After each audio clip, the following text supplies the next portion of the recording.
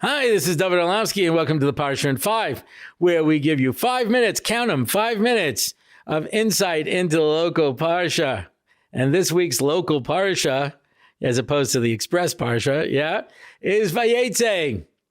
And of course, this is the dramatic story of the development of the Jewish people, wherein Yaakov goes into Gullus, and he goes by Lavan, one of those crooked guys in all of Tanakh. And he sees Rachel and he knows he's going to have children with her, and he wants to marry her. And she says, listen, you seem like a very nice fellow. She was young. You seem like a very nice fellow, but you seem like a very nice boy. He was, in fact, 77 at the time, and she was a little girl. So he says, you seem like a very nice boy, 77-year-old man. And who says age difference is a problem? And he says, the only thing is, my dad will never let it. He'll make me, my older daughter marry first. So he says, I am his brother, says Rashi. If he's an honest man, so then I'm the son of Yitzchak, and I'm an honest man. And if he's a Ramai, if he's a trickster, I'm a bigger trickster than he is. I'm a bigger Ramai. Yikes. This is Yaakov, the Ish Emes. Emes the Yaakov. Yaakov does everything by Emes, and he's bragging to this girl that I'm a bigger liar and cheat than your dad? I don't know, is that the way to win the hearts of a young lady? Should be bragging about all your wonderful midos and how terrific you are, as opposed to bragging about that. That's number one. Number two is, he obviously wasn't. In modern Hebrew, when you say, I spelled it out in black and white, the expression they use is Rachel bitcha katana, because Yaakov did everything he could to make it clear, I want Rachel, not some Rachel from the Shuk, your daughter Rachel, and not if you change Leah's name to Rachel, I'm telling you, bitcha katana. And it didn't help. Lavan managed to switch it anyway, in spite of all of his precautions. So you weren't as big a Ramai as he was.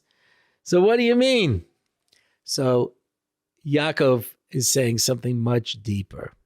He's saying, if he's a Ramai, I'm a bigger Ramai than he is. You know why? Because I'm going to be honest and let him take advantage of me. If he wants to be honest, he has the schus to be the Zayda of Klal Yisrael. And if he wants to be a crook, I'm sneakier than he is, because I'm going to be honest. And he's going to do every shtick he can do against me, so that at the end, when I say to Rachel and Leah, let's go, they say, well, he's never been a father to me. So I say, if God says leave, let's leave. There's nothing for us here.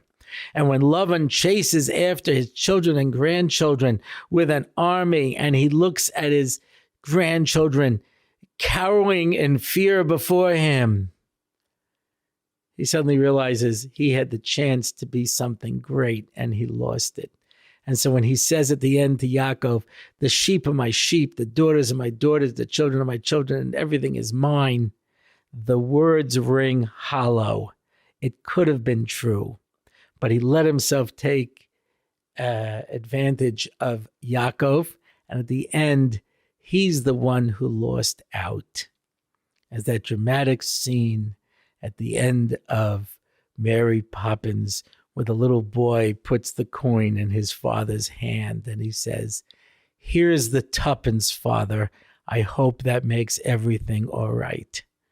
And the father realizes he's lost everything over 2 pence. That's a tuppence, 2 pence.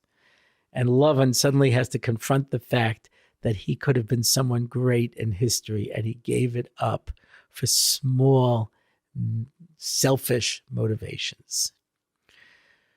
Be great. We have that opportunity. Let's understand that going into this Shabbos, and everyone should make the most of it. Shabbos.